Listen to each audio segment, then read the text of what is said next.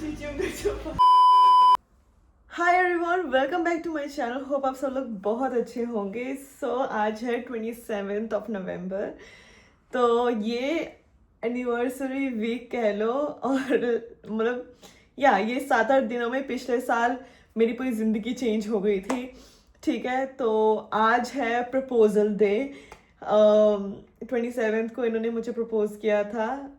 Although हमारी arrange marriage है, but yes इन्होंने मुझे प्रपोज किया क्योंकि कल हमारी एंगेजमेंट होनी थी, अगले दिन हमारी एंगेजमेंट होनी थी। तो एक दिन पहले इन्होंने मुझे प्रपोज किया।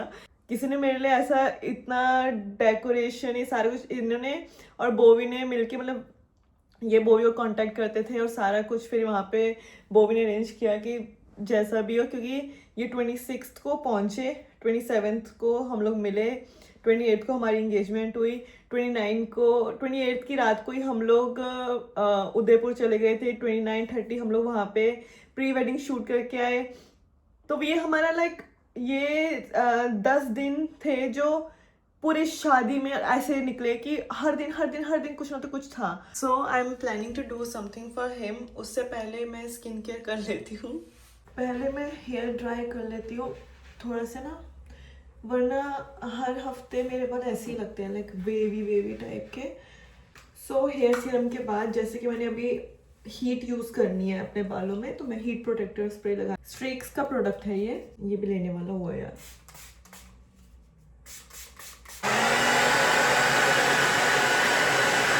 एज यूजुअल ये मेरे बस का रोक नहीं, मतलब ब्लो ड्राई करना। तो मैं कर्लर से ही अब कर्ल करूँगी।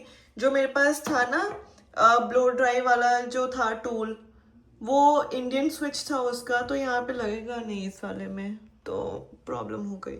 सो हेयर मैंने कर लिए हैं and let's do skin care.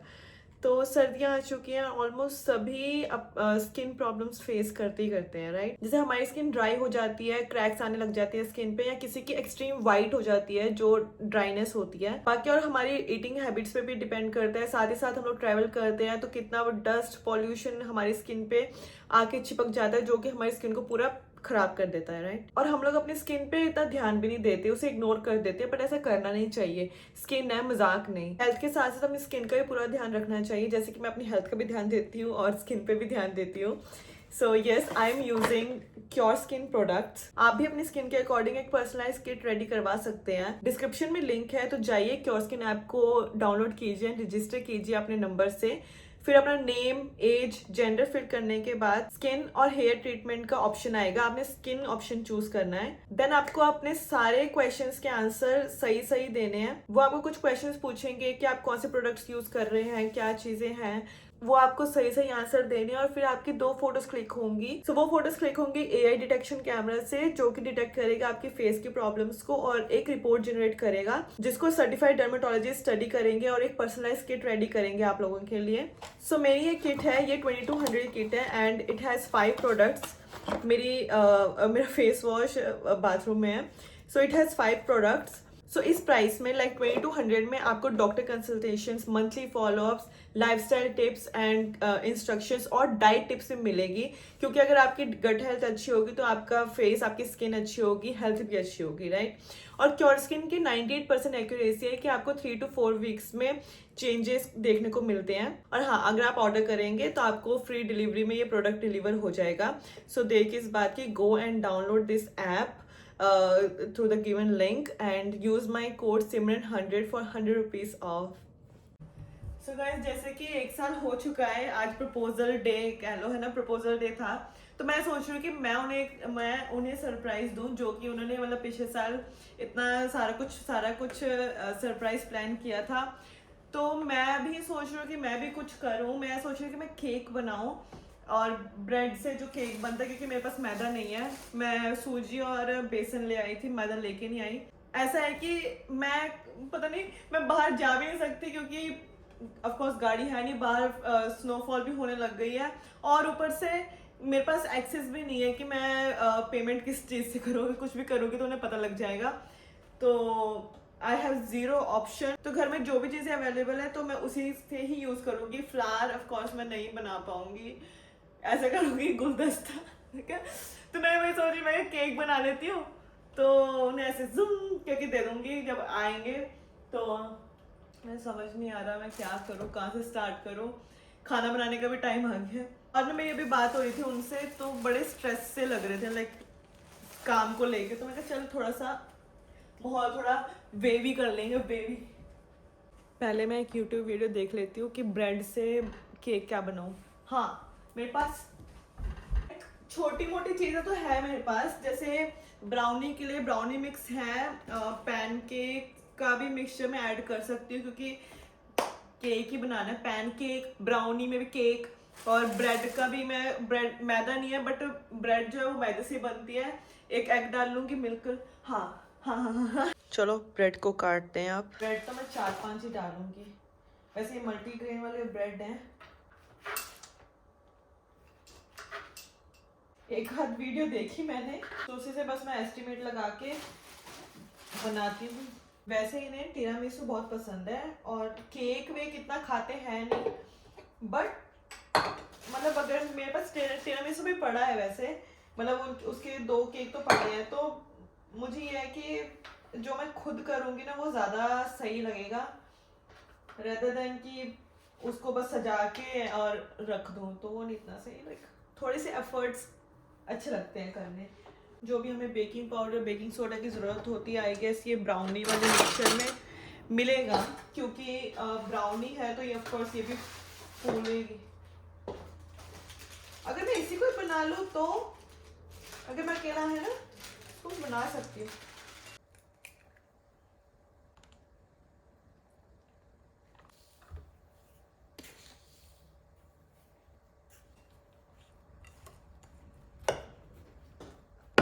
इसे अब मैं ग्राइंड करूँगी अच्छे से ताकि इसका स्मूथ पेस्ट बन जाए। सो अब मैं इसमें ब्राउनी का मिक्स ऐड करूँगी।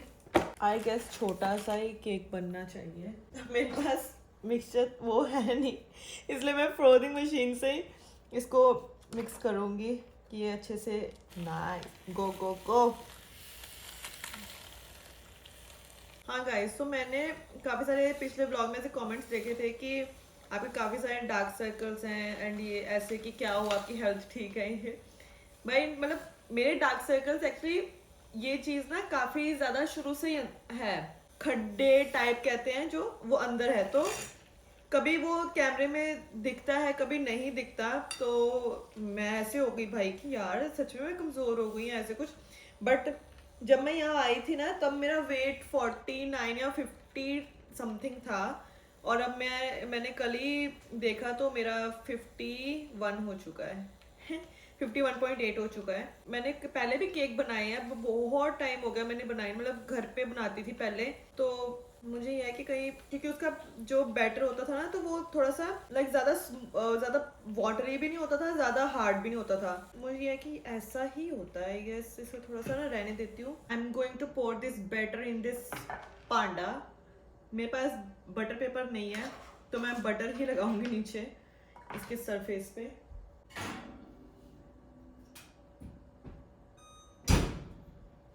बेक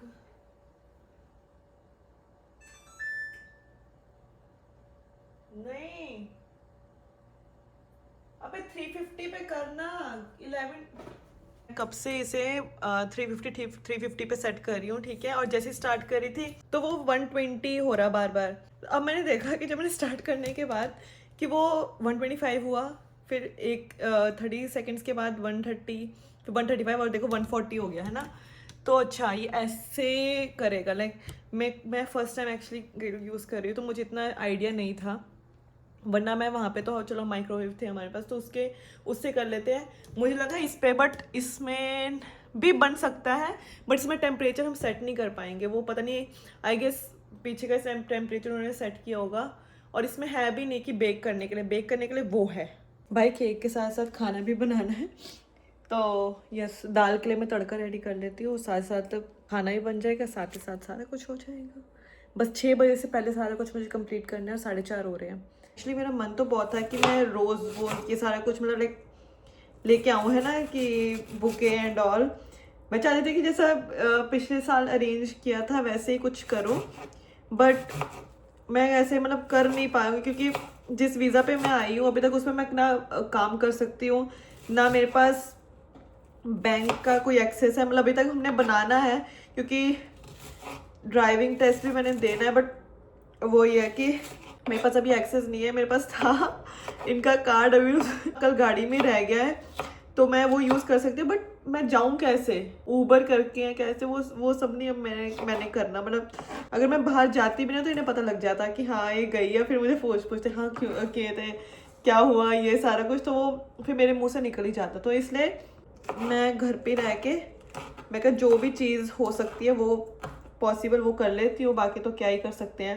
अब तो मैं पक्की गृहिणी बन चुकी हूँ। ओह भाई कोई बचाओ मुझे भाई, बस एक बार पीआर आ जाए ना, फिर मुझे ये है कि चल मैं अपना कोई काम भी साथ में स्टार्ट कर लूँ।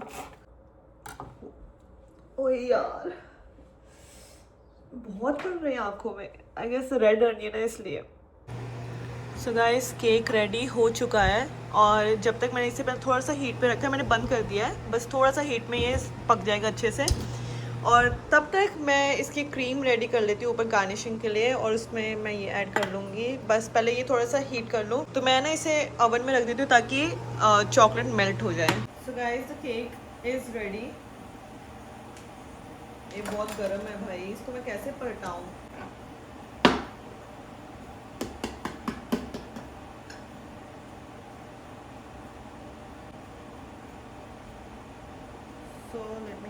केक को मैंने ऐसे तो बना लिया, मुझे समझ नहीं आ रहा है मैं इसमें कैसे शिफ्ट करूँ। मतलब मैंने हार्ट का ना लाइक साइड से जब कट किया, उसको ग्लास से शेप किया और ये बना है।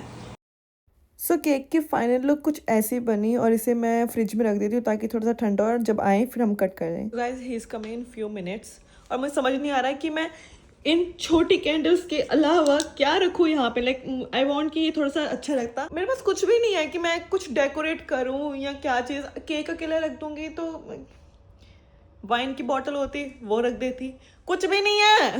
मैं क्या रखूँ यार? बस कोई रिंग तो है नहीं, तो मैं ऐसा करूँ कि अपनी रिंग उतार के उनकी चिची लाइक एक छोटी फिंगर जो होती है उसमें डाल दूँ। लाइक मैं बस ऐसा क्या करना चाह रही हूँ कि जो उन्होंने किया था वैसा कुछ करूँ, या क्या चीज़ है कि थोड़ा सा लाइक यू नो अच्छा सा लगे।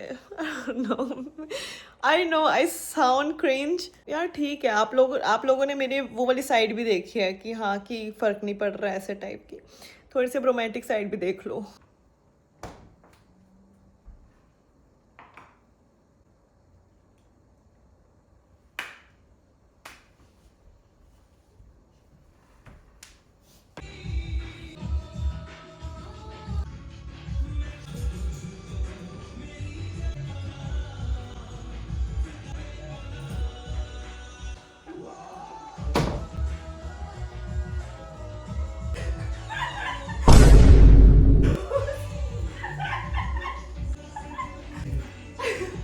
आलू चीचियों के ऊपर मेरी ये रिंग कौन से लगा दे पे बनाया में कितने कितने बनाया, बस केक बनाया तो केक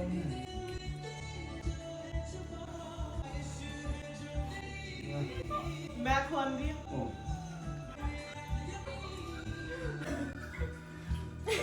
भाई कैसा लगा फिर मेरा surprise?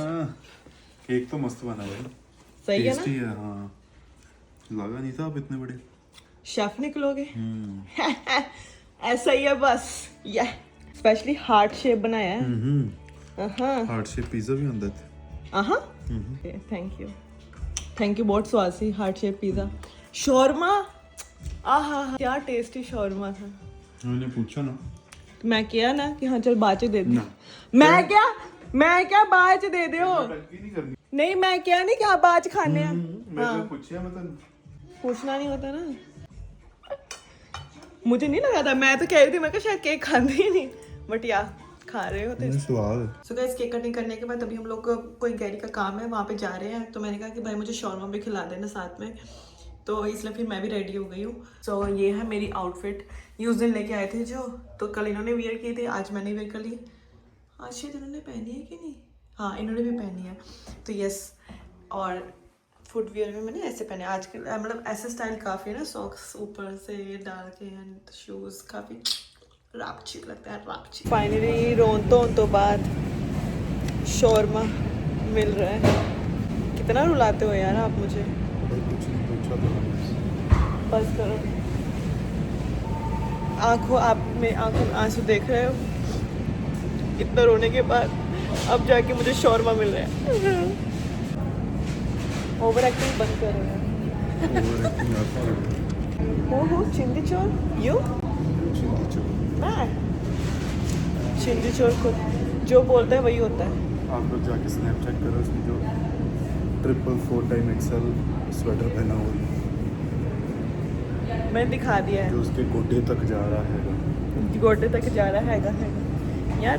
Sweat shirts, over size sweat shirts जो होती हैं वो ज़्यादा अच्छी लगती हैं। आपने भी तो पहनी है, थोड़े भी ओवर साइज ही है, कोई ना। भाई बाहर की हालत देखो, क्या कैसा मौसम हो रखा है। स्नो स्टॉर्म आने की आशंका हो रही है। यात्रीगण यहाँ पे जो भी ट्रैवल कर रहा है तो आराम से कीजिए ट्रैवल। देखो भाई, अच्छा तो thank you so much guys, हम लोग घर पे आ गए और बाहर स्नोफॉल स्टार्ट हो चुकी है और अभी हम लोग एक वीडियो भी बना के आए हैं। आई गेस मैंने इंस्टाग्राम पे अपलोड कर दी होगी। तो भाई ठंड बड़ी लग रही है, ठंड में लाइक लिटरली स्नोफॉल में वीडियो बनाई है। So thank you so much for watching this blog. मिलते हैं एक नए ब्लॉग में जिसमें मैं होम टूर, पक्का नेक्स्ट ब्लॉग होम टूर ही आएगा। और भाई फैमिली, तो चलो बाय बाय।